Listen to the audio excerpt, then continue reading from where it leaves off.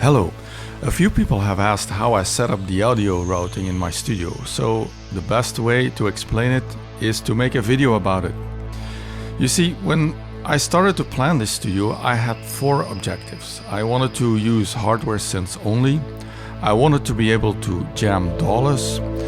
I wanted to route MIDI anywhere. I'm not going to go into that here. If you want to know more about that, please see my video about MIDI routing. I'll include a link in the description.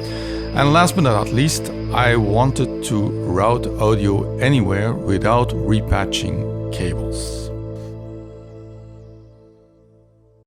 So why do I actually want to route audio anywhere? Well, I have quite a few pieces of gear that allow incoming audio. For example, the Octatrack with 4 mono or 2 stereo inputs for sampling.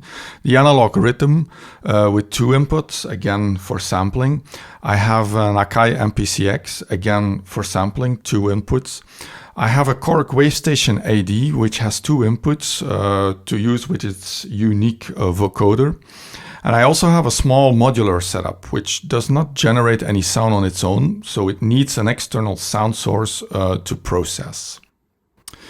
And when you are in a creative mood, the last thing you want is to worry about technical stuff, like where are my patch cables, or is this cable long enough, or what port on my patch bay does this need to go in? And before you know, your creativity is out of the window.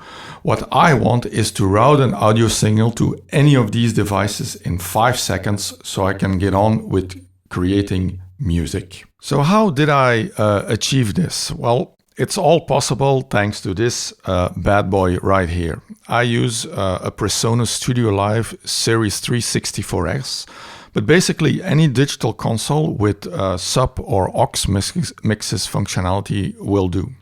Because the magic are the sub or aux mixes you can create using one of these.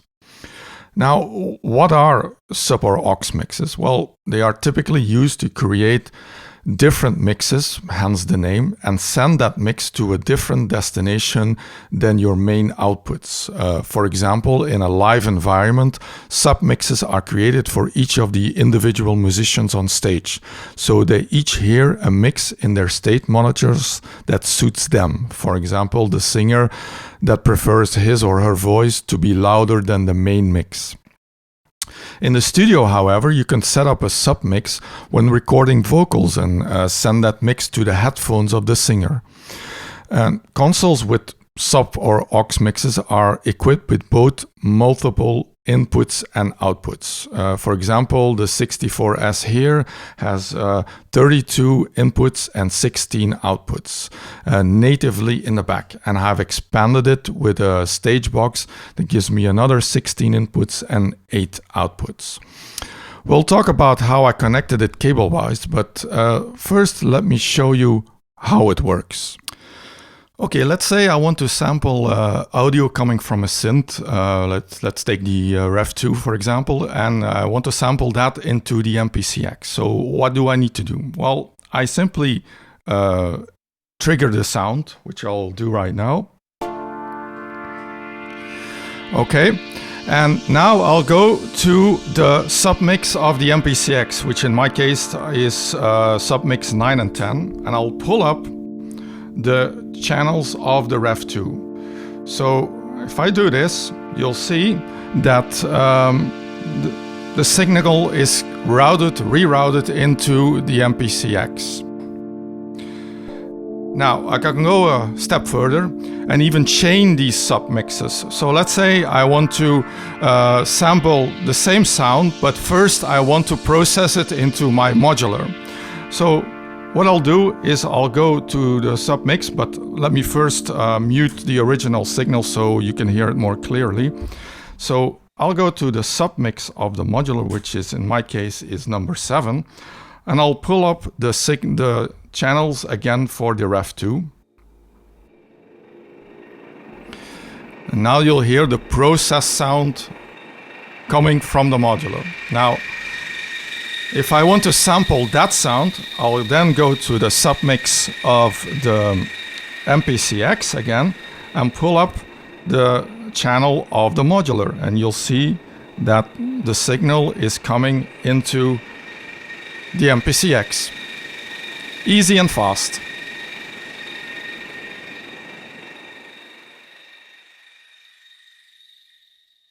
So how is this all hooked up? Well, you could connect all of your gear, both in and outputs, directly to your console, but to protect the in and outputs of both your gear and the console, it is better to work with patch bays. So all in and outputs of the console are connected with snake or multi-cables to the patch bays in the back. Now, the general rule of patch bays is that incoming or source signals are connected to the top row, and outgoing or destination signals are connected to the bottom row. My patch bays are configured to work in half-normaled mode, mostly, which means that if nothing is plugged in the front, the incoming signal on the top row is routed to the bottom output. You can split that path by plugging something into the top row in the front, or you can have it interrupt the incoming signal from the back by plugging a cable into the bottom row, but mostly you would not plug anything in the front. So in my setup, the outputs of my gear are connected to the top row of the patch bay in the back, and the bottom row is connected to the inputs of the console. The outputs on the console, which are in fact the sub-mixes, are connected to the top row of another patch bay, and the bottom row is connected to the inputs of the modular, the Octatrack, the Rhythm, the MPCX, basically any device that allows incoming signals. As I said, using patch bays allows you to override the signal. So if you have guest musicians over that bring their own gear, you can patch them into the patch bay and immediately they are connected to your audio network, and you can reroute their signal to any device you want. You can apply the same technique to hook up external effects. If your console, like mine, only has a limited number of effects send returns, you can hook up these devices in a similar way. For example, I have the Strymon Big Sky hooked up to one of the submixes on the console. As I said in the beginning of this video, one of my objectives was to be able to route audio anywhere without being distracted, and to be honest, I could not be more pleased with my current setup. And while this setup allows me to work, compose, jam without a DAW, I still consider my studio a hybrid one. After all, I do record in a DAW, but this setup gives me the best of both worlds. So that's it. I hope you found this video helpful, and if you have any questions, let me know in the comments. Cheers!